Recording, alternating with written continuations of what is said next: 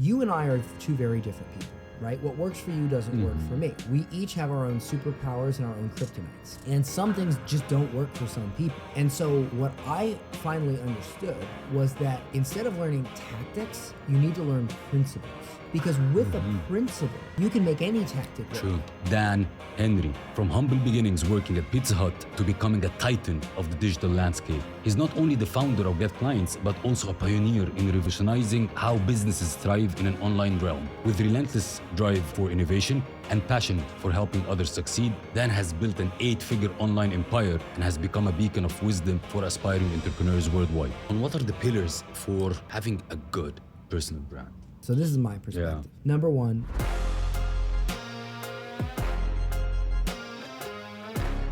welcome back, Alpha Squad, to a new inspiring episode of the Alpha Talks Show, the #1 fastest growing show in the region. Today, I'm thrilled to introduce our next Alpha guest, a true visionary in the world of entrepreneurship, Dan Henry.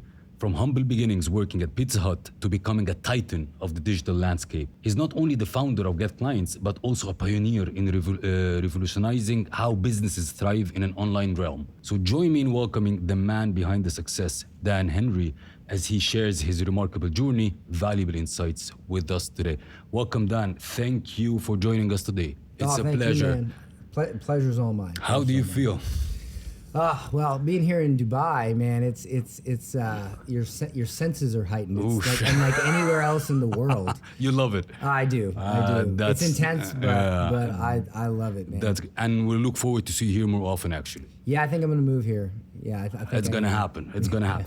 First, I have a standard question that I always ask all the Alpha guests. The first one is, people will see the podcast or the episode when we launch it, and then they will see the thumbnail, the design, the title, and they will think it's really interesting. What can you promise them today to gain if they gave us their time? Oh, that's a really great question. Well, one of the things that I could share is how to get the most amount of clients, make the most amount of money in the shortest amount of time. And that is stage selling. Oof. Okay. And look, I've geeked out on every possible way to get clients. When I did the study on you, true. But the fastest way, it's also the way that requires the most proficiency and the most skill, but it really is the fastest way to grow your business is speaking. Because, you know, multiple times, I built sales teams, I've done things like webinars and, you know, all that stuff. And I've done very, very well with them, but never as well as holding an event and speaking from stage. Wow. And I'm talking, I've done $1 million in a day 4 times speaking from stage. I've never done that with like a launch or a webinar or just, you know, closing sales on the phone. Never done that in a day.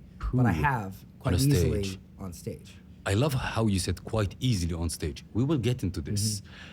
In the beginning, who's Dan in a nutshell? Who are you? Man, who are you? A mess. I'm trying to put it together. Yeah, so I grew up in Florida. And, you know, if you're in a small town in Florida, it's not like growing up in a big city where you have access to real big thinkers and people who level up and entrepreneurs. It's very, very, very rural. And I delivered pizza for 7 years. I was not a success-driven, personal development-driven type of person. Stayed up all night playing video games, went to work, delivered my pizza, came home, and, you know, life started to kind of smack me in the face. Multiple times I came home and there'd be bags packed at the door from whatever girl I was dating, and hey, I'm leaving, you ain't going nowhere, you know? A quick note, I find this incredibly intriguing. On the back end of our YouTube channel, it says around 75% of you who watch this channel frequently over the lifetime of this channel haven't yet hit the subscribe button. I just wanted to ask you for a favor. It helps this channel so much if you choose to just subscribe. It helps us invite guests that give you great value. It helps us scale the production and as well makes this show bigger and bigger for you. And if you enjoyed the previous episodes and you're currently enjoying this episode, could you please hit the subscribe button? I love your support. It's incredible to see all your comments and engagement. And we are just starting. Thank you so much, and I will repay this gesture by making sure that everything we do on this show makes it bigger, and better. I'm committed to do this promise. Do we have a deal? Thank you so much for subscribing. It means the world to me. And eventually I kind of was like, man, I need to like figure something out, you know? And so I went on Craigslist and I saw an ad for a sales job. And they said, oh, you can make $50,000 a year doing sales. Now, back then, 50 grand a year was actually a decent chunk of change. And I applied. They accepted me, shockingly enough, flew me up to New Jersey. And it ended up being a company. Would you remember Billy Mays? Of course. Okay, you know, OxyClean. Yeah, exactly. It's where he got his start. Yes. And it was a pitchman company. And the gig was this. You would go around to department stores, Sam's Club, Costco, and you would sell pots and pans, blenders, and you'd basically do this like demonstration or cooking show, and you would sell these products. So I get the job. I trained for 2 weeks. They put me up in a house in New Jersey. We drive to Scranton, Pennsylvania. We set up the first booth, and it was my turn to stand there at the booth and sell. And I had an adrenaline dump, and I freaked out. And I go to my sales manager, who happened to be the sales manager for Billy Mays when he started, like the guy. And I was like, hey man, I don't think I can do this. I'm like, I've delivered pizza my whole life. Like I don't think these people are going to buy from me. Now I thought the guy was going to be nice and he was going to give me some sort of motivation. Yeah. No, dude, he's like, listen, you little shit. And I was like, and he's like, we spent all this money taking you up here, training you, up into training you. Okay, you're going to do this. Like, he was like intense. And he held up a sheet of paper, which was the script that they had taught us. And he said, listen, we've spent millions of dollars and a decade perfecting the words on this page. Do you think you're that special that they won't work for you? You think you're that special? And I was like, I don't know. He's like, just get up there and say the words we taught you, and you'll be fine. So I got up there, I said the words I was taught, and to my amazement, 5 people grabbed a set of cookware and walked away with it and bought it. That day I made $1,500 in commissions, and the most I ever made in a week delivering pizza was like $500. Poof. And I was stinking like pizza grease. And all I was doing here was talking. And the power of script. Yeah, and the power of knowing what to say. Yeah. And so I worked that job for a year. Eventually I quit because it was a lot of traveling, because you had to go to a new city every week. And I started getting into entrepreneurship. I started doing side hustles and just growing from there. But that experience taught me a very valuable lesson. If you can master words, the world can be your oyster. Because if you think about it, what is really, like, who really makes the most money in this world? It's the communicators. True. If you are a brick builder and you say, oh, I have 40 years experience laying brick. No, you have 2 weeks experience laying brick. You have 40 years experience settling for laying brick. Because the guy that actually make money off your expertise, he was the guy that used his words to convince a group of people to give him money so he could hire you, so you could build a building, so he could convince another group of people to give him more money for that building so that he makes a lot of money basically just talking. Presidents, musicians, actors, the people that make the most money in this world do it with their mouth. They talk. Correct. And that is when I learned that hard work doesn't make you rich. Learning to communicate makes you rich. So I really focused from that moment on learning how to communicate, and I started buying businesses. Some were very small. Like I bought an Italian ice cart. Oh, okay. It was like real small. And I worked my way up to like a bar and restaurant. Exactly. I want to ask you about this. Yes. And I basically would just buy them, or sometimes I just bought the equipment required for them. Improved the marketing, because words, marketing, same thing, and sold it. And I did that over and over and over again and made quite a lot of money. Did you have mentors at that time? No. Wow, how did you learn from a pizza delivery to? It was mostly later on I got mentors, right? But early on I just didn't even think about it. I was just like learning, reading books, listening to podcasts. I might have bought a couple online courses or something, but today I've had multiple times I've paid $50,000 for a one-on-one call with people. So I definitely have had mentors after I realized the power of having a mentor. You had an issue, taxes. Yeah. Yeah. Correct. So that bar and restaurant. Yeah. And this is what really, man, this put a chip on my shoulder, a bad chip on my shoulder. I bought this bar and restaurant, and again, I blew it up through marketing, Facebook ads, social media marketing, blew it up. And in 14 months, I sold it for a $300,000 profit, which in the state of Florida is almost impossible. 95% failure rate for all new bars and restaurants in the state of Florida. 95. Wow. And the place I bought was in a bad location. It was off the beaten path. And you know what they say, location. But I thought, well, if I can just get enough attention on it online, and I'll if you want to know how I did it. So the first night, I did all you can drink, including top shelf, for $20. Lost my ass. But the entire bar was full. True. I went around with one of these cameras, got hours of footage, cut them up, made Facebook ads. Packed. Now you see this place, it looks packed because it was packed that night, and I got more people to it, and it became packed. Yeah. So I created the traffic. I created the traffic because I created the perception artificially. Because if you give all your liquor away, of course, well, everybody's gonna come.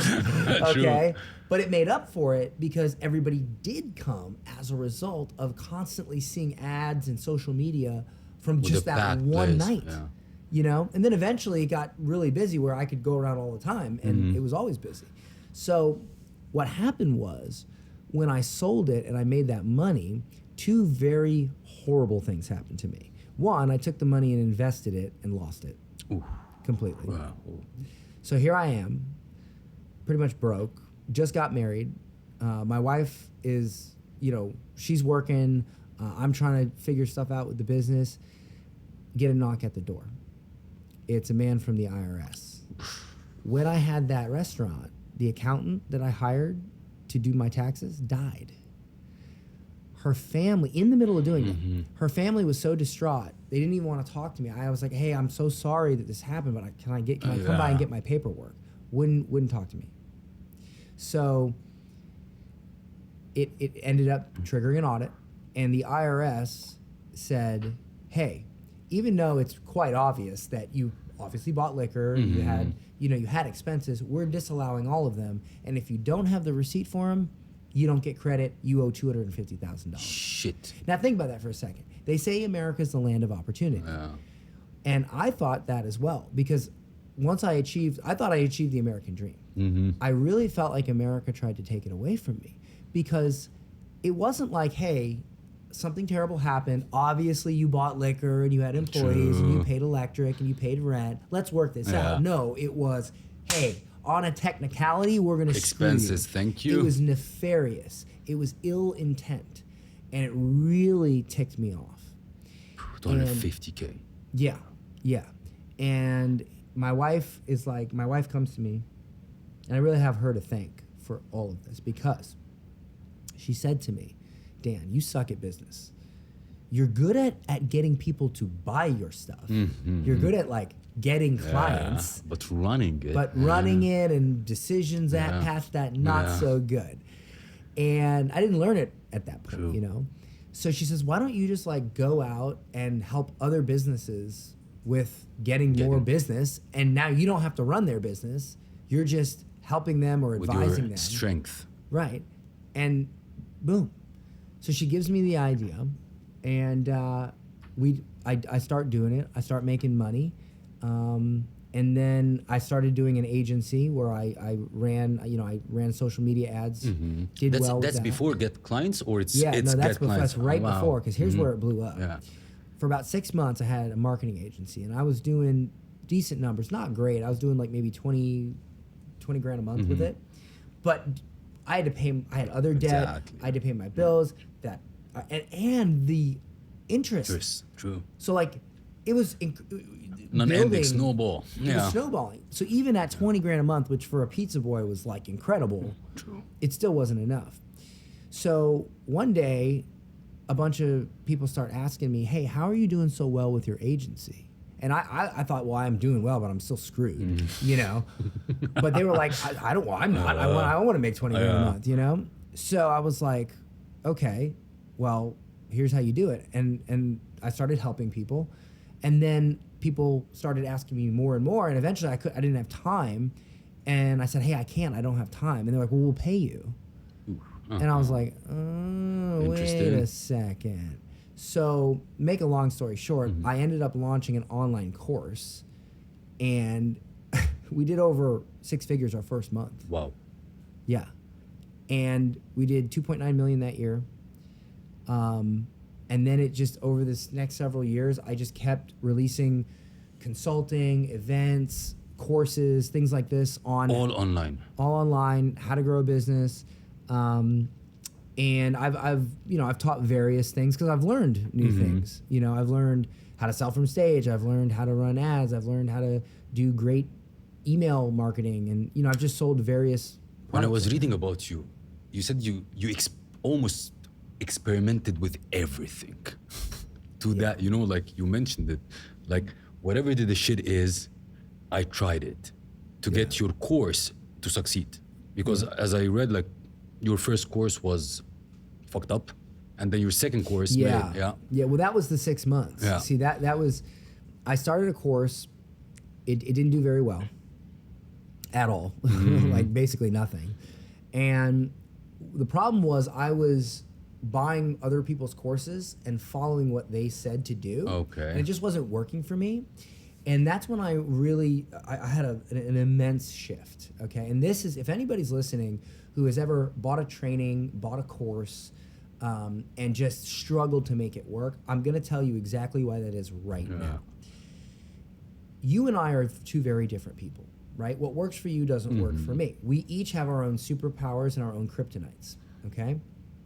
And some things just don't work for some people.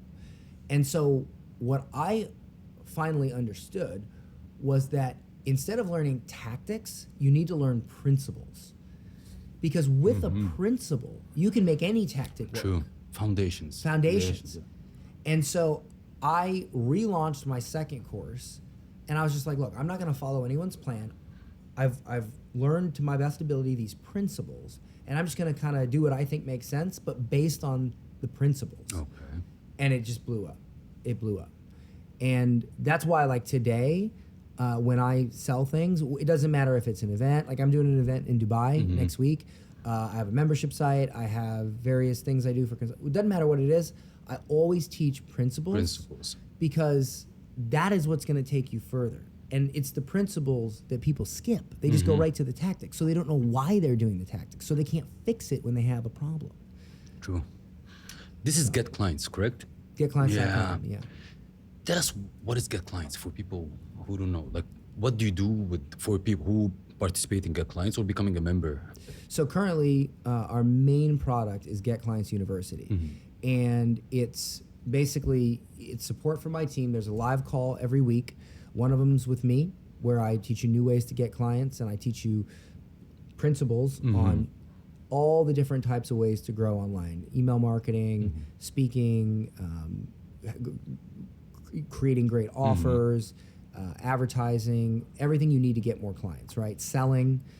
And my COO, Joe, does a call once a month on his week where he teaches and helps you with systems, hiring, firing, all that stuff. And then there's we have a media buyer who's run ads for myself, Frank Kern, Agora. He does a call helping you with paid traffic. And so there's just a lot of support. There's courses, there's workshops, and it's all packaged into a membership site. You help people to launch their information kind of products? Yes, it's mainly digital businesses or agencies. So if you have a digital product, meaning you're a coach, consultant, course, You have a membership course. site, or you're an agency, right? You you have some sort of marketing agency. Heck, you could even have a bookkeeping agency. We help you get more clients. And we do have products. You know, I sometimes will release new products. We have one coming up. It's AI marketing software. So I want to help people who maybe are more new to start a business and use our software instead of having to learn all these marketing skills so they can make money. So yeah, it's really about growing a digital product business. Digital product meaning a product or a service that's delivered online, and just growing that and living that laptop lifestyle. What is the? Give us an example. For example, great clients you had or success stories. Because I've read a couple, or even I heard your interviews, like cleaning the desk. Correct? You had. I had a client that, man, they did great. They literally had a course on how to clean your desk, and they did multiple six figures a month. Really? Yes. I'm not kidding. I've got a guy who's making like 20 grand a month teaching men how to stop masturbating. No way. Yep. And they're selling these courses and. Well, some of it's coaching, courses, coaching. Some of it's even agency services. I've worked with some of the big. I've worked with Jason Phillips before he was a big deal. There's a lot of Laurel Porty, who's a big name in the Facebook ad space. I worked with her and actually helped her create her entire program, the branding for it, the messaging for it. And I've done stage pitches for Russell Brunson. I've helped Myron Golden with Facebook advertising. And, you know, I've learned a lot from those guys as well. I've bought all their stuff as well. You know, we all buy each other's stuff. So. Is it easy to become successful online, a millionaire online? No. So all this bull that we hear, and the people say like, oh, I'm going to do online business or sell courses, I'm going to become a millionaire easy. I'll tell you what it is. Yeah. Is it easy? No. But of all the ways you could become a millionaire, it is the easiest. Okay. But it's still not easy. Now that's a big thing to unpack there. True. Because becoming a millionaire, see, here's the thing. Most people do not make the money they want to make. They do not have the body they want. They don't have the relationship they want. They don't live the life they want. That's 99% of people. And so when someone says, I want all that. I want to have the life I want. I want to have the money I want. Well, what you're basically saying is you want to live like the 1%, but you're still behaving like the 99%. And so, yes, online business, 100%, in my opinion, is the easiest, fastest way to become a millionaire. But it's still not easy, okay? Okay, let's dig here. Yeah. What does it take to have a rock and roll online business? Well, here's the thing. It takes an immense dedication to understanding how things work and not just, oh, tell me what to do and I'll do it. And if it doesn't work for the first 5 minutes, you have to do it yourself. I'm done. You know, because think about this. Imagine for a moment that you talk to 10 people, okay, and 9 of them say you suck, you're terrible, you're a scam, I don't think your products are good, blah blah blah, right? And then one person buys.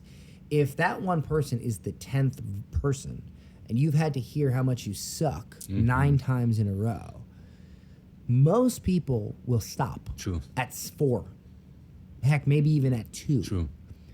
But the people who succeed, they understand the data. They understand that not everybody's going to love them. And on that 10th person, boom, now they get a win.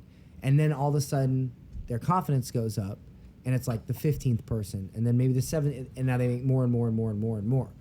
Most people aren't going to buy from you. You know, I call this the 1% rule. Remember when I told you we did 2.9 million that first year? Yeah. You know what percentage of people that became a lead bought from us? Tell me. 1%. And made the 2 M's. Well, 1% made the 2.8. Yeah. Right. So that means if 100 people expressed interest in what we had to offer, 99 were like, no, I'm good. 1 said yes. Now, think about that. Think about that number.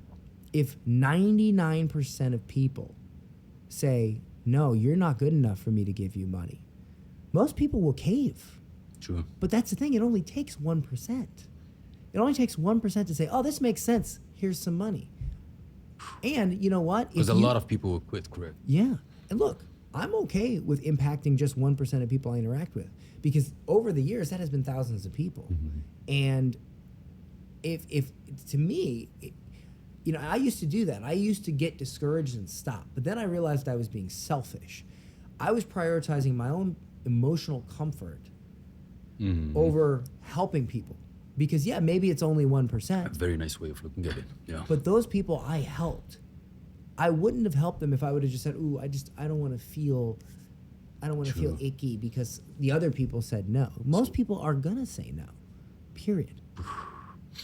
You know, a lot of people that I meet and they're interested in doing the online business, they always say like, how can I validate an idea do I have? You know, a lot of people have ideas. Ideas are worth nothing. And I'm sure you have a way of validating ideas. Yes. How can you like advise people if they have an idea, they want to do something online with an idea, how can they validate it? Okay.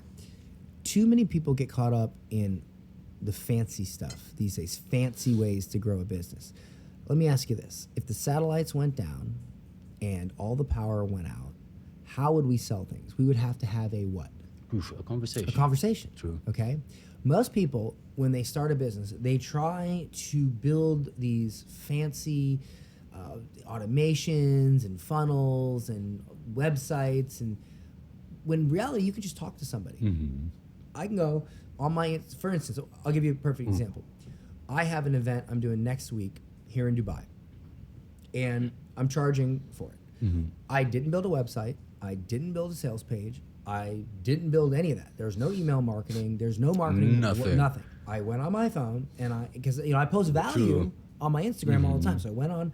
I said, "Hey, I'm doing an event in Dubai. It's 6 people.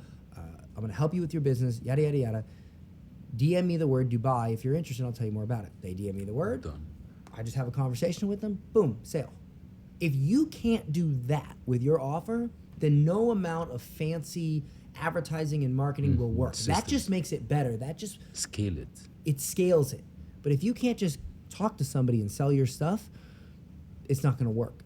And so that is why mastering what you say is so important, because if it works just having a quick conversation, it'll work at scale. But if it doesn't work there, you'll never scale that. You called this, you had a concept that you shared online before. It's called the curious expert. Yes. Yeah. So for people going online, throwing the idea somewhere, and as soon as they get a feedback, they can act on that. Am I correct or not? Yeah, so this is how another great way to validate your business idea. It's called the curious expert. So you make a post online, and you just say, "Hey, for those of you that don't know, over the past several years, I've done this, or I've accomplished this, or I lost 50 pounds, or I was able to save on my taxes," or whatever that thing that you did was, that you figured out how to do that other people would like to learn how to do, whatever that is, you just say, "Hey, here's what I've done. I'm thinking about putting together a guide on it, or making a tutorial video on it. Would anybody be interested to see this?" Now, if a bunch of people comment, what that says is there's interest, there's a market for what you have. Why? Because people don't just pay in money. They pay in attention, they pay in money, and they pay in action. So if you will watch a sales video, if you will take time to have a conversation with me and consider what I have to sell, well, you're paying in attention. True. Okay? Because you're giving me your time. Now, if you give me money, well, now you paid in money. And then after you've given me the money, if you actually do what I say and implement, now you've paid in action. So there's different forms of payment. Yeah. Here's the thing. If a large amount of people will pay you in attention, a certain smaller percentage of those people will pay you in money. And as I said before, 1%. So if you post this and nobody says anything, well, it's probably not a very good idea. But if you post this and people are like, "Oh, wow, tell me more about that. Yeah, I'm interested in that." Well, now you know there's interest. So now if you know what to say past that, you can turn that interest into sales. Love that.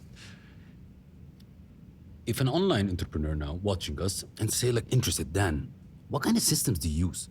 Like for what do you use for a landing page? What do you use for email marketing? What do you use? You know, the point now, once you want to find something, like for email marketing, you find zillions. You want to find landing pages, you can use ClickFunnels, you can use Kajabi, you can use whatever.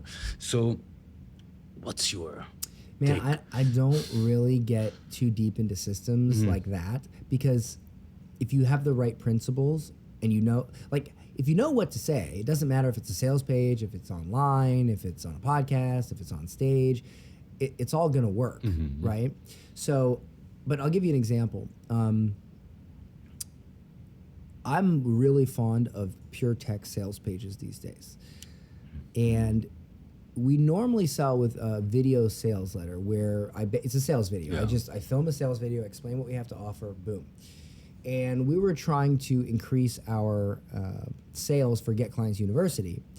And so, you know, what I found myself doing was I was recording a sales video, running a bunch of traffic to it, seeing how well it did, and then recording another one, doing it again, recording another one, doing it again. Well, this takes a lot of time. And you can't test things quickly because you got to film the thing, you got to edit the thing. So one day I was like, you know what? I have an idea. Let me just write a sales page, pure text. I'll probably lose some sales at first, but I can try 3, 4, 5 different versions of that sales page faster, see which one works the best, then record that video. Okay. Experimentation. Yeah. But here's what happened. I didn't expect this. I wrote a sales page to test against our current video. And because the angle that I chose to use was better, and I can share the difference between the two if you want. Yeah, of course. Because the angle was better, the sales page outperformed the video. So I thought I was going to lose sales. I gained sales. Wow. Yeah.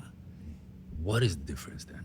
You want me to tell you the difference? Of course, yeah. So the video, from a structure standpoint, So the video was basically like, essentially what I said was, hey, let me ask you a question. How are you getting clients now? And it was actually the same hook. It was, if we can help you get 1 new client a month for just $97 a month, would you take that offer? And then I said, you know, how are you getting clients now? Well, here's the top 3 ways I get clients. I explained them, and then I said, I'm gonna give you 3 gifts if you join Get Clients University. I'm gonna give you gift 1, gift 2, gift 3, and those 3 gifts were basically courses on how to do those 3 things. So it was more of like a bribe, you know, like I'll give you all this free stuff if you join my membership right now, right? Adding values. Yeah. Well, the sales page was much different. The sales page was very direct. Same hook. It was, if I could get you 1 new client a month for $97 a month, would you take that offer? And then I said, this page will take you 5 minutes to read and just 1 minute to make a decision. And then I didn't give them anything for free. I didn't give them any value add. I just said, here is what I know about why people struggle to get clients online. Here's who I am. Here's why I'm credible. Here's how I can help you. And here's what you get. And I had 1 button at the very end of the sales page. And outperformed And it outperformed it. It was just really good copy. What's the lesson out of this for people listening to us? I'll tell you the lesson. It's everybody worries. It's like an instrument, right? It's like a guitar. Everybody worries about what to use rather than how to use it. So if you know how to play a song, right? You can play that song in an acoustic guitar. You can play it on an electric guitar. Heck, you can play it on a piano. The instrument doesn't really matter, right? Like you can play that instrument, play any of those instruments. True. But knowing how to write a great song, that's what makes it great. Because a great song, if you take any song that has been great in history and you play it on a guitar or a piano, it still sounds great. But most people, they don't focus on making a great song. They focus on which instrument. Oh, this amp. This is a better. It'll sound better if we add this. No, if you can't sit, and this is something about. I used to work in the music industry. You know how they would figure out hit songs? They would sit on a piano, nothing else, and vocal. Piano and vocal, the most basic instruments. And if the song wasn't a banger on just a piano and vocal, they wouldn't record it. True. Think about that. True. Right? And again, most people overcomplicate all of this, creating a business, getting clients for that business, what their message to the market, it's all overcomplicated because they're so focused on the instrument rather than the song. I help people create a great song so that it doesn't matter what instrument you choose. They all sound amazing. I love that. That's it.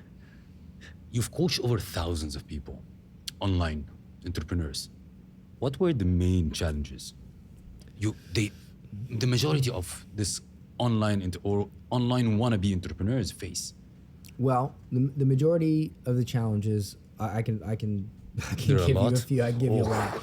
Number one, it depends on the type of person. Some people, they just want to make money. They don't want to make a great product, or they just want to copy somebody else. They don't want to make it their own.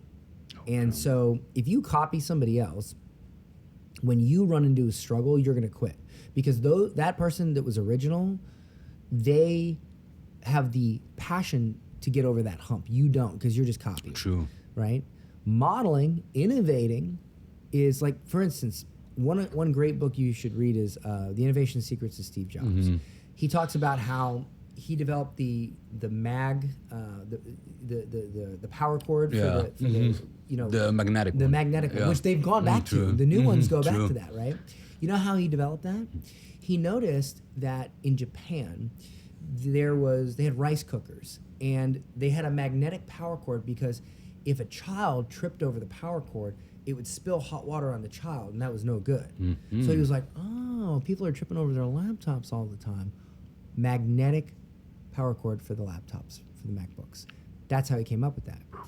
So innovating rather than copying is huge. The other thing is, people just don't give things time. You know, they try this much, and then they go, well, it didn't work. And so they try something else. True. So they're always starting over at nothing.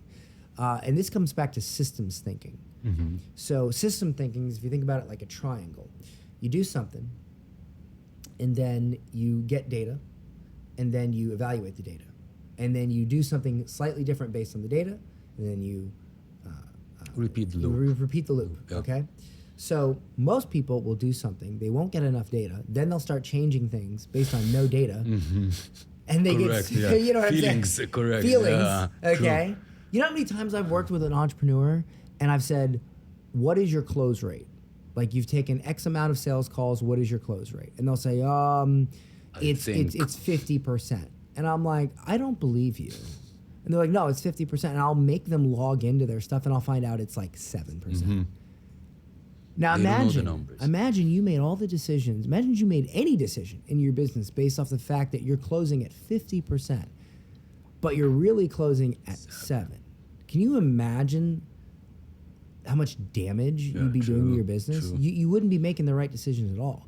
So people don't track their data. They don't track their, and it's not even just that, because it takes a lot to track, but they don't give things enough time. You know, I mean, you don't have to have fancy software to say, I talked to 15 people today. Write down on a napkin. How many did you? How many bought? How many said no? How many said a certain type of objection? You know, and now it's even easier now with AI. True. I wanted to ask you about AI actually as well. Oh man, AI is a game changer. They're gonna kill us all, but you know, I don't want to die poor. So, fast. Yeah.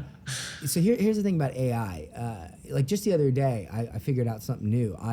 We have a onboarding form when somebody joins our membership site, and we ask them, like, why did you join? And then when somebody leaves, we ask them, why did you leave? Well, I downloaded the hundreds of responses, and I uploaded them into ChatGPT's data analyst, and I was like, what's the number one reason people join? What's the biggest type of business that people have? And I just started asking it questions, and I was like, boom, dude, it was sharing so much stuff with me that I didn't realize. Like there were certain metrics in there, certain percentages that I just did not know. And immediately we had a product that we were selling that wasn't doing too great. I mean, it was doing good, but to my standards, it wasn't doing great. And I was like, why aren't people as interested in this as I thought they would be? And then I ran through the data, and I was like, oh, and I figured out how to reframe it to make it sound more like something that they go, oh yeah, that makes sense. And I dig into that type of stuff because I mean, that would fingertip. take weeks. True. Weeks. Excel file, pivot table, throw Yeah. it. Yeah, true. 5 minutes. 5 minutes with AI. You It's know. changing the world. Then AI can help people create a BAM of a sales page or something, or it needs expertise. Because I believe anybody can jump now and said ChatGPT and ask, write me this. Well, most people, if they go into, well, all people, if they go into ChatGPT and they say, write me a sales page, it doesn't do a very good job, you know? And that's kind of like the feeling. You have to know how to work the AI. And a funny story, I sold a company, it was a sales agency, year and a half ago. And I just didn't want to do it anymore. I like teaching. I don't like fulfillment. I like teaching. And they had all my employees because I had brought employees over. I had kind of retired from getclients.com and I put the employees over there. So when I sold it, I sold the company to my partner. And I went back, I was like, all right, I want to go grow getclients.com again. Well, I didn't have any employees. I had like a couple. And so I didn't have any copywriters, I didn't have any marketers. And I was like, man, I don't want to do this. Yeah, let me use AI. And I started using it and I was like, this sucks. I was like, this is not that good. And I dove deep into it and I figured out that ChatGPT uses what's called training data, okay? Now, training data is like a preset default set of data. Okay. You can actually retrain AI to think like you want it to think. You can give it parameters to think about things and you can give it examples and you can really dig into that. So I started wireframing out all my marketing frameworks, my principles, like everything that I've learned over the past 10 years that I've spent millions of dollars on, and retraining the AI how to think like me. And then I was like, write me an email, write me a sales page, and the content that came out was immense. It was crazy. We even just to see what would happen, we launched an offer where we said, hey, we'll write you a ebook, we'll write you a lead magnet for your brand for like $500, which is like insane, right? True. And we sold like hundreds and hundreds and hundreds of them, and not one single person Said that. said, oh, is that AI? Nobody said that. And I was like, oh, there's something here. There's something here. So I went out and I hired a developer, and we built a AI software called Artimo. And I loaded in all of these tools of, you know, write me email, ebooks, whatever, right? And I built it for myself so that my team could just log in and and it worked so well that me and my COO started talking, and we're like, commercialize it. we should maybe sell this, you know, because it would not only help business owners who don't want to hire marketers, they want to grow, they basically have an AI version of me, but it would also help people who really don't know anything and they just want to start a business, and they could use that to market for other people and charge for it. And so that's something we're working on in that's a nice one. Q2 this year. Yeah, we put a lot of work into it, and it's going to be a beast. Looking forward for this. Yeah, I'll send you a demo account. You want a demo account? Yeah, it will be great. I'll get you a demo account. Will be very nice. The next thing I want to go to is, you talked the power of a conversation or saying a pitch. Yes. And you gave examples. You sold M's from stage. How this happens? So selling from stage is an immense skill that will transform your life. But most people have absolutely no idea how to really do it. Most people get on stage and they say, oh, I'm going to teach something. And then say thank you and bye-bye. Say thank you, bye-bye, or buy my stuff. Yeah, exactly. You shouldn't really teach anything on stage. Actually, you really shouldn't teach anything in your marketing at all. See, if you study how the brain works, there is a concept called schema theory. Now, if I teach you a tactic, that thing that I taught you goes in one file in your brain, one file. And what does it do? It gets lost. But if I teach you a principle, meaning a different way to look at the world, what that does is it connects multiple files together, and you remember me, you become more aligned with me, you resonate with me. It's because it challenges a belief, kind of? Well, it changes in a small way. It changes the way you think. It changes who you are. Have you ever forgot someone in your life that changed who you are as a person? No, of course, yeah. Of course correct. not. So when you teach people a new way to look at things, they remember you and of course they buy from you. Okay, so I'll give you an example. One of the most effective bits, I guess you could call it, that I say on stage is a story about a glass of almond milk. Okay, it's one of my most because some people think, oh, I need these amazing stories, you know. Yeah. But it's more about what people can resonate with, and a lot of times you can make any story exciting. True. Okay, so I use a story about a glass of almond milk to usually open up stage presentations and get people's minds Ready. in a place to receive. And you start that by changing how they think about the world. Okay, so I'll give you an example. Yeah. So I work out a lot. I drink probably 2 to 3 protein shakes a day, and I spend about $200 a month on almond milk, right? And one day I come home and there's a huge carafe of almond milk on my table. And I asked my wife, I'm like, what's with the big thing of almond milk? And she gets this real mean look on her face. And she walks over to the refrigerator and she flings it open. She says, do you know what this is? And she points to a store-bought carton of almond milk. I said, almond milk? Yeah. And she says, this costs $6 and has all of these horrible carcinogens and this gum and all this. And you're drinking this every day. And you're spending $200 a month on almond milk. And I was like, well, what do you want me to do about it? I don't know. Everybody's drinking it. Yeah. So then she walks over to the big carafe and she says, you know what this is? Almond milk. And she says, this is homemade almond milk. She grabs this black contraption. She says, you see this? I got this for $50 on Amazon. And it only takes a little palm full of almonds to make this big jug, which means instead of spending $6, it costs about 20 cents to make a carton full of almond milk, and you're not ingesting any carcinogens, any bad gunk or anything. And I realized at that moment that my wife was right. I had been spending way too much money on almond milk, and I had been ingesting a lot of bad stuff for one reason and one reason only. I simply didn't know that you could make homemade almond milk. And isn't it the things in life where the most pain, the most suffering, it's the things in life that we don't know that cause that. So I tell that story, and then I say, and today, I'm going to share something with you that you simply don't know about growing your business. And you could use that for anything, about health, about whatever, about personal branding, okay? And it allows the audience to see the world just a little bit differently. Now, if you do that enough times, because what is an identity? It sticks to you. An identity is a collection of ways that you view the world. True. So if you do that enough times in the right sequence, you can completely change how that person sees the world. And when you change how they see the world, you change how they see investing in whatever it is that you do. You're doing. True. What kind of product you were selling when you sold a couple of M's on stage? Well, let's see. The first time I did $1 million in a day from stage, it was just a mastermind. It was a mastermind where you got to work with me, ask me questions for a year in a group. There was a weekly call. It was just, a standard mastermind like a lot of people sell. Okay.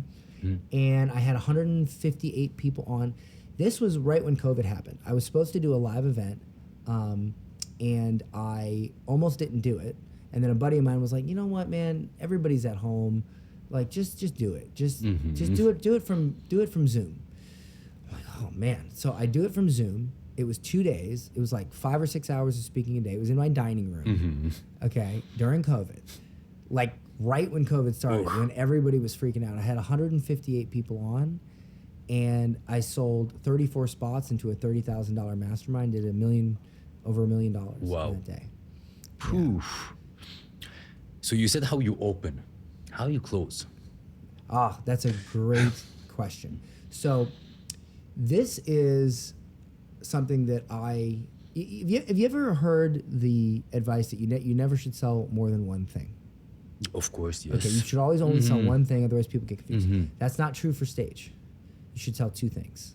So I always have an upper product and a lower product. So here's what I do. And I did this, I held a challenge one time where I called it the Raise Your Prices Challenge. It was a 5-day event, and I was teaching people how to raise their prices for whatever service or product that they were selling. And at the very beginning of the challenge, I said, hey, listen, most people, you know, how many times have you been on these challenges and you know they're going to sell you something? They don't tell you what it is. They don't tell you how much it is. So the whole time, you're wondering if you can afford it, what it is, and you can't concentrate on the content. Correct. I'm not going to do that to you. How would you like me to tell you exactly what I sell and exactly what it costs so you don't have to worry about it? And I think you're smart enough to know if it's for you or not by the end of this event. And everybody was like, Poof. yeah, that'd be, because nobody does that, True. right? That'd be great. They're waiting till 70-80% of the thing is finishing and Yeah. So I said, okay, it's a $50,000 mastermind, and here's what you get, and blah, blah, blah. Okay? And, you know, that's it. You're real casual. So now the whole event, they're thinking, it's 50 grand. It's 50 grand. It's 50 grand. It's 50 grand. So when you come to the end, Yes. Now, this was actually the first time I tried this. At the end of the event, what I really wanted to sell was a $20,000 12-week boot camp, where in 12 weeks we really worked with them intensely to help them raise their prices and close higher end clients on the phone. And I said, listen, I told you guys that I had a mastermind. It was $50,000, and you can buy that. If you're interested in that, absolutely. But I also understand that there's a lot of you here today that maybe not be ready to invest at that level. So I have another option for you that's a little bit more affordable. Would you like to hear about that? And of course, everybody goes, yes, right? And so I took a solid 20, 25 minutes to break down everything they got in that boot camp. Now, I thought that most people would buy the 20K. yeah, And maybe a couple people the higher ticket. and that would have been like bonus. I said, put down your $2,000 deposit. You'll have this long to wire the rest of the money. If you're interested in the mastermind, tick this little box, and we'll talk to you about it. Probably about 80% of people tick the box. So even if you put a lower price product, When it was all said and done, it ended up being about half and half, and extra was a little bit more than 50K. And on this particular event, I spent $17,000 in Facebook ads. We did about $47,000 in ticket sales because we charged $97 for the event. So we made a profit on the event, and we did $800 and almost $900,000 in sales. And then one of those people ended up buying my $100,000 one-on-one. So we made over $1 million. Yeah.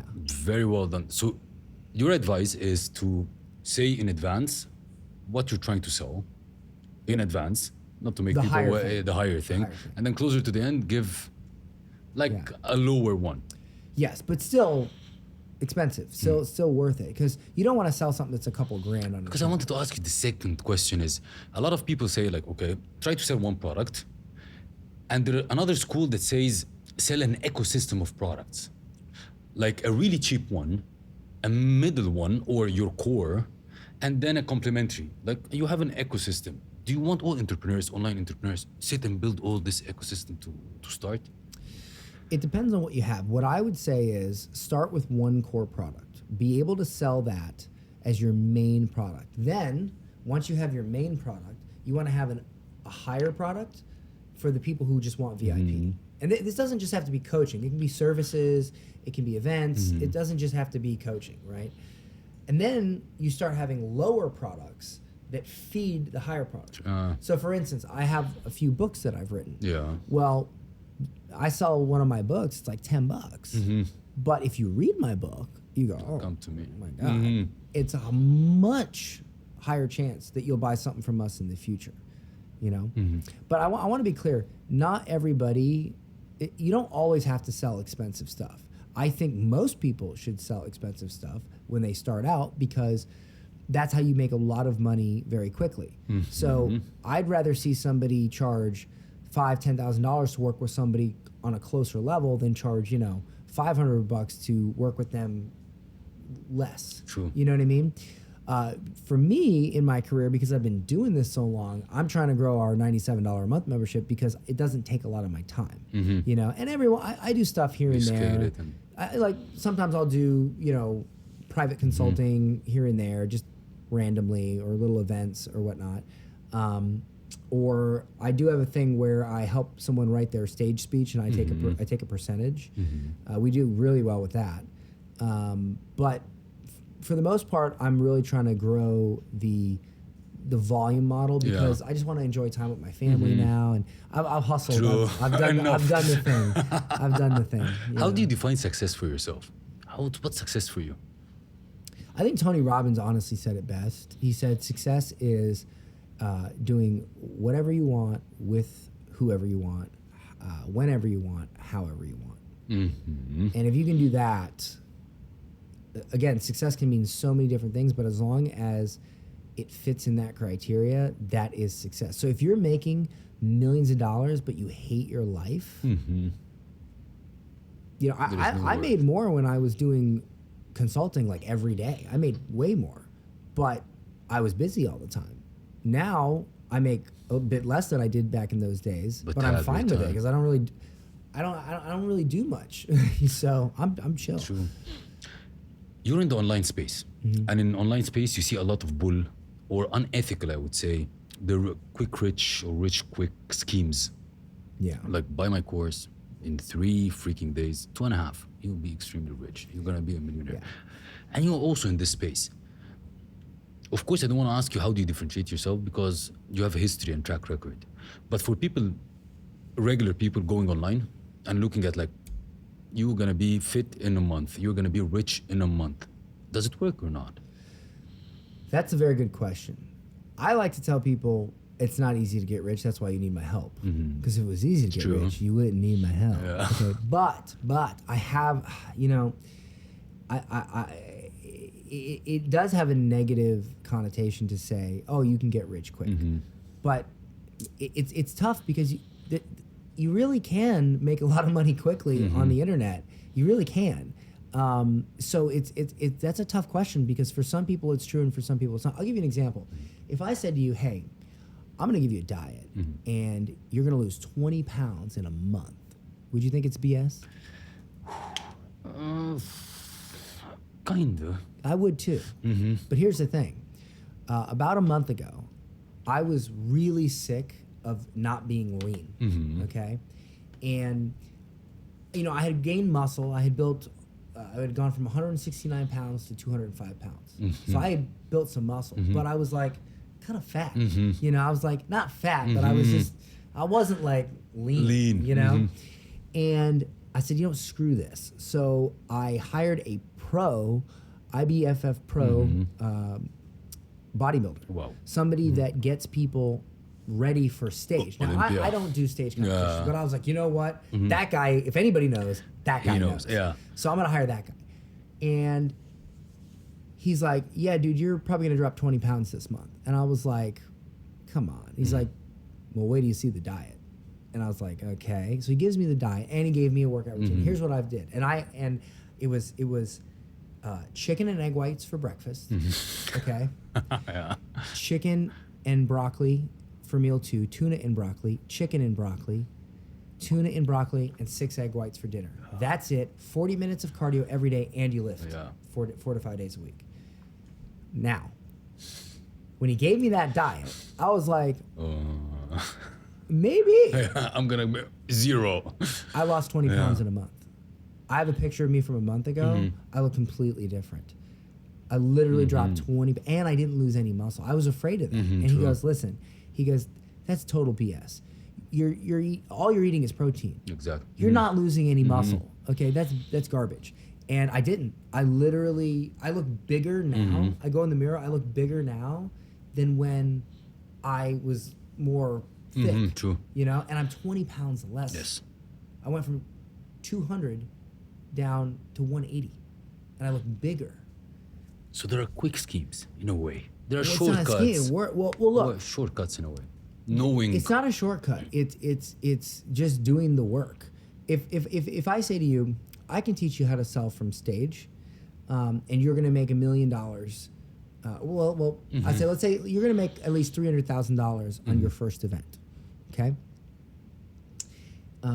Or you're going to make whatever. I could say that. If I give you a course and I just say go, probably not going to happen.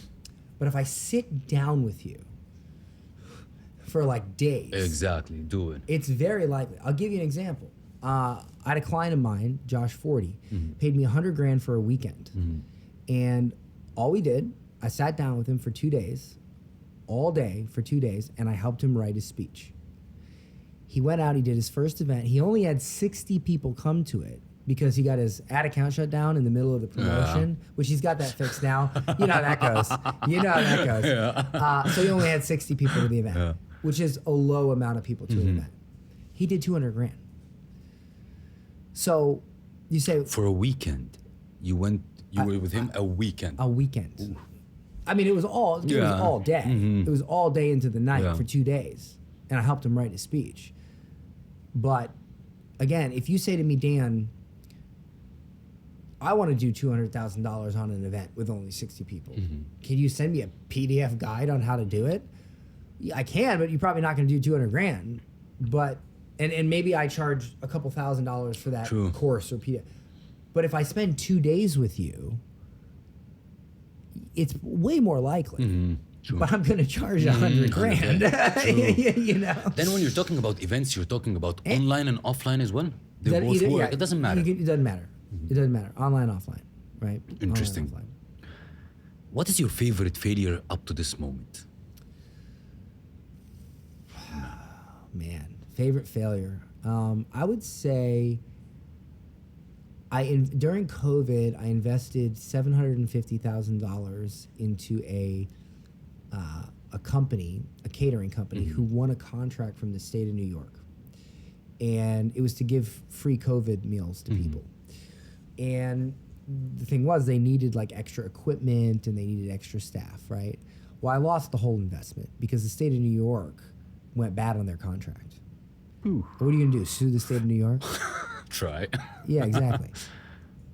That was a bad decision. And it was a bad decision because I had never invested in anything like that. I've only invested in real estate, and I've always won in real estate. I've never lost in real estate.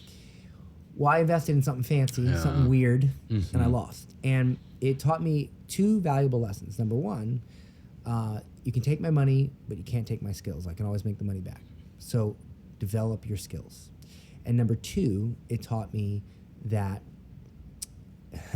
and unfortunately, this is something that a lot of us do. Most people who get rich or find success, they find it doing something, and then they go do something else. Correct. Next, the next thing. True. They find something that makes them money, and then they go do something else because they get bored. True. Well, you know what boredom is? It's called scaling. Boredom is when you've solved all the problems. Done. Correct. So that's when you should double down on your business, not do something else. I'm bored of it. True. Okay, good. And they fuck up completely. Then the they majority. just rack True. it. I've done it. I've done it. You know, I went and did that sales agency. We made money. It was still a 7-figure company, but I hated it. And I wasn't happy. And yeah, I was making money, but I wasn't doing what I want to do, so that's not success. So now I'm back to get clients.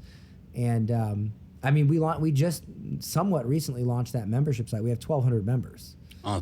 Very nice. Yeah. So like, I'm why? Because I'm back to doing exactly what the thing that works. The thing that works. True. You know, teaching. You know, I love to teach. I think passing on knowledge is the greatest thing a human being can do because it's the one thing that keeps our society growing and thriving. True. You know. Then what's your take on personal branding? So my take on personal branding is I think that, and I'd love to hear your perspective on this. I'm a direct response marketer. That's where I learned branding. I didn't learn it from corporate.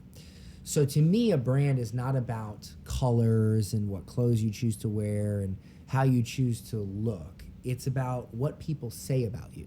Correct. Yep. But you can engineer what people say about you. I love this engineer. You know, and True. if you look, there's a lot of people with incredible brands who their visuals look horrible. Doesn't matter because it's about what people say about them. And I call that a money brand. When you can specifically build a brand that makes you money, meaning people not only follow you and say, oh, I'm aligned with that brand, but they buy from you. That's what I call a money brand. True. And the beautiful thing about a money brand is it doesn't need to be quite as big as a personal brand. It can be very small and you can still make a lot of money. Mm-hmm. I mean, I just hung out with a couple guys here in Dubai. One of them has a YouTube channel that only has 1,000 subscribers. And he makes $100 grand a month off that YouTube channel. Off 1,000 subscribers. Another guy has even less and he makes, I think he has just under 1,000 subscribers and he makes like 70, 80 grand a month. From ads? No, just from A direct. just posting YouTube videos. Their videos get like 200-300 views per video. Like, think about that. True. Yeah. These days, all, I say, entrepreneurs are looking to build their personal brand to thrive their business. Yes. Do you think it's important or not? It's very important. It's It's in very this era. important. You know why it's important? I'll tell you why. 5-10 years ago, you would go on the internet and you would see a page selling something. And really, you either bought or you didn't. That was Yeah. it. Nowadays, they go look you up. They look at your Who you socials. are, They what see you if do. you have any reviews on Amazon if you're an author. True. They check out your Instagram. They check out your Facebook. They go doing their due diligence because that's just how things are now. True. And if what your socials don't portray what you want people to know about you, you know, it's going to be a problem. For instance, I've done consulting calls for people who, you know, they sell something like, there was this kid, young guy, and he sold a service to roofers for marketing. He sold a marketing service to roofers. Well, I go on his Instagram. I'm like, let's check out your Instagram. And everything he was talking about on his Instagram was how to like date girls. And I'm like, what does that have to do with roofing? Like, what does An that have open to... page, a public page, and Yeah. And I mean, even if you didn't talk about roofing, what does a roofer normally talk? They're normally married. Yeah. Okay. Their persona is this. Their this and persona, that, they're true. usually married. They're usually blue collar workers, so they're probably right in the United States. We call that right leaning conservative. So they have traditional values, family values. They're probably maybe religious. You know, like these are things you got to think about. So maybe you don't talk too much about roofing, but you talk about those things. But if I go to your page and you're like, here's how to get a girl's phone number. How does that resonate with a married roofer who's been in business for 10 years? Like, and I was like, bro, like, what is this? You know? True. And he's like, oh, I didn't think of that. And see, a lot of people don't think of that stuff. 100%. If I'm gonna ask your perspective on what are the pillars for having a good personal brand. Yes, great question. So this is my perspective, okay? Number one, what do you stand for? Number two, what do you stand against? Those are probably the biggest two. True.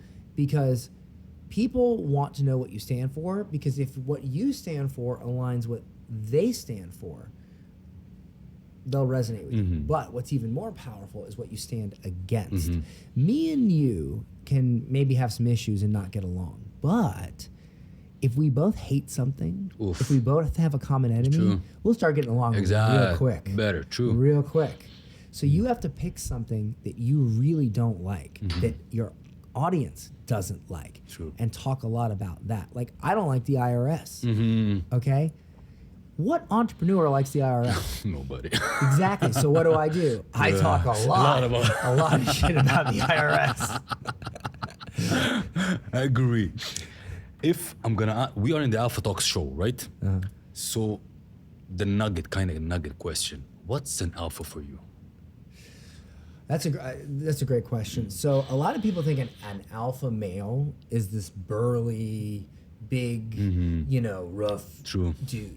And it can be, but to me, an alpha is a man who basically doesn't let things bother him that would bother a normal man, and doesn't do anything he doesn't want to do. See, if you have friends and they're like, hey man, come on, we're going out and partying, we're going out and drinking, don't be a pussy, let's go. Well, first of all, those aren't very good friends. And second of all, a real alpha will say, No. I don't want to go drinking. Well, why? What, you got something to do in the morning? I just don't want to. You guys have fun. Like, no alpha lets someone else dictate what they do. They do what they want to do, period. Okay? And, you know, I watch my diet very, very closely. Yeah. So I'm not going to go out and eat a bunch of crap and desserts and stuff because someone said, oh man, it's okay, just one more. No, this is how I live. These are my parameters. These are my boundaries. So I think a real alpha is somebody who enforces their boundaries and sticks to them at its core. Correct. And, you know, makes money and takes care of their wife. It's recorded, so we have to say it. There is a section here. It's called the Alpha Quickfire. So I'm going to ask you a couple of quick questions. So what is the most unusual habit in your daily routine that contributed to your success?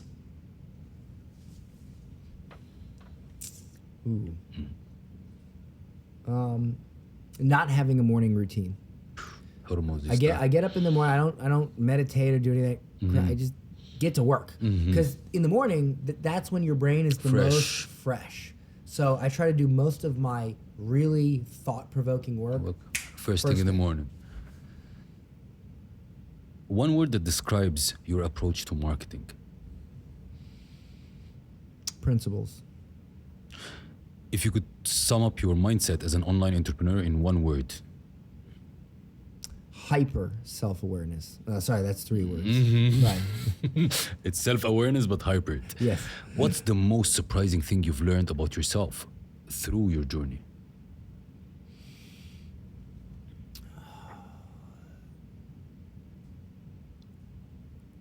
I would say the biggest thing I've learned about myself is that I can get better. Not just at like business, but at being a better person, being a nicer person, being, you know, growing up in the United States, it's a very toxic and negative place, especially now. If you live in Dubai, right? So I guarantee you, if you go spend some time in the States, it's very possible you'll end up treating the people around you not as nice as you treat them here. Oh, okay. Because I've noticed something about here. People are very nice, they're very kind. It's not normal to be rude to people. In the United States, it's completely normal. Like everybody's just rude. And I've noticed since I've got here, I've been a nicer person just to my family. And the circle, the surrounding. Because you're just in this environment where people just aren't rude. They're not fighting. They're not negative. And when you're in that better environment, it allows you to be the best version of yourself. Do you have a specific motto or mantra you live by every day?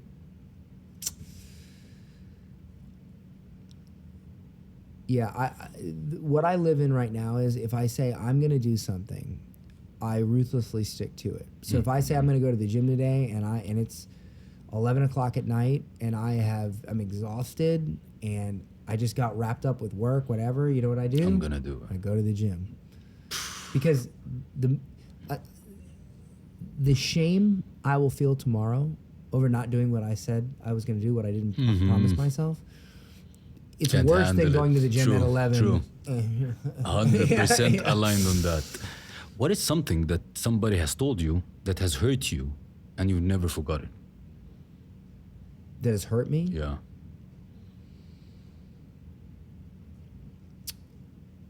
Remember when I told you I worked at that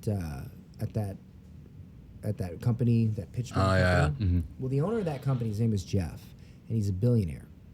And one day, and he's a very nice guy. He used to have lunch with us, lunch with employees. And I asked him one time, I said, hey, Jeff,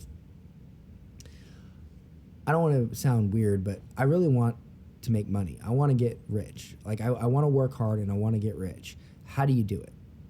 And he looks at me and he says, how many books on money and business do you read per day? And I went, I have none. I haven't read any. And he goes, well, then you don't want to get rich. And I was like, well, what do you mean? And he's like, you just told me you want to get rich. People that want to get rich read books on how to get rich. You don't read any books on how to get rich. So you don't want to get rich. You just want to pretend that you do. And it was like a stab. True. It was like a stab to my heart because it was like, and I was like, no, I want to get rid. What do you mean? Like, I want to make money. I want to take care of my family. But what he made me realize in that moment is, no, I really didn't. Because if I did, Do your homework. I wouldn't be watching Netflix or playing video games at night. I'd be reading books on how to do the thing that I want to do. So the bottom line is, if you really want something, you will do the thing that others that have it do, or you just don't want it. True. What was that? Describe yourself in 3 words. Describe myself in 3 words. Driven. Flawed. Very flawed. And hopeful. True. Hope is everything. Then we have a ritual in the Alpha Talks. It's called the Alpha Talks Memoir, where the Alpha guest has to do a couple of things. The first one is to write their experience in the Alpha Talks. The second is to answer a question that the previous Alpha guest asked, and you will do the same for the next one. They will not know who asked who, but it's an interesting way. So are you ready to answer the question? Yes. Oh, I dig it. yeah.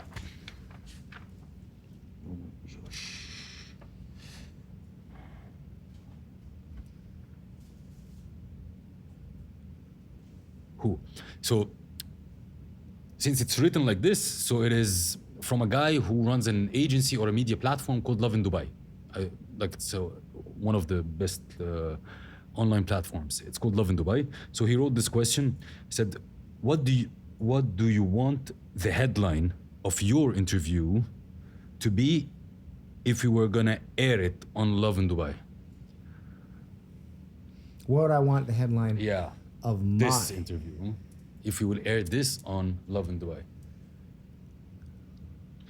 interview with a man that has had $1 million day? True. I got this. Yeah. Remember it. I say that because I interviewed Myron Golden. Yeah.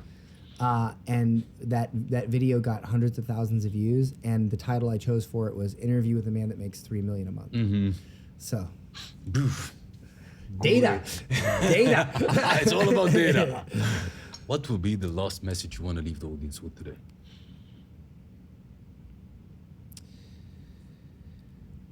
I would say that most people, when they think of investing, they think of what's the best investment? Real estate, stocks, crypto. There's only one investment that you cannot lose on, no matter what. You cannot lose, and that's investing in your own knowledge. If you know something that you didn't previously know, the ROI on that can be infinite. True. I spent in my career maybe $500,000 on my own mentorship and coaching, and I've done over 30 million. Mm-hmm. What kind of stock or Will real get this estate returns. can you spend 500,000 and make 30 million? True. Nothing. Invest in yourself. Exactly. Then if people want to reach you, the easiest way to reach you is what? So you can check us out at getclients.com or my YouTube channel, which is just youtube.com/Dan Henry. And I'm also pretty active on Instagram at Dan Henry. Super. And I'll leave it in the description of the interview. Dan, it's been a pleasure, an honor. I loved it, had a lot of values, and I believe all the people watching us and listening to us will get a lot of bumps from you. Thanks, man. I appreciate it. Thank you. Awesome. Cheers. Thank you. That wraps another inspiring episode of today's show. I hope that this episode has ignited your inner alpha and left you feeling inspired, motivated, and ready to conquer any challenge that comes your way. Remember, alphas aren't born, they're made. It isn't about dominating others, it's about embracing your authenticity, leading with integrity, and making a positive impact on the world. If you enjoyed today's episode, be sure to subscribe to the Alpha Talks on your favorite podcast platform. Leave us a review and share the podcast with your fellow alphas. Also connect with us on social media at Saif Al Hakim. Share your thoughts, insight, and stories of personal and business growth with us. Let's create a movement of alphas supporting one another. The world needs more alphas like you exactly. Until next time, stay bold, stay driven, and stay alpha.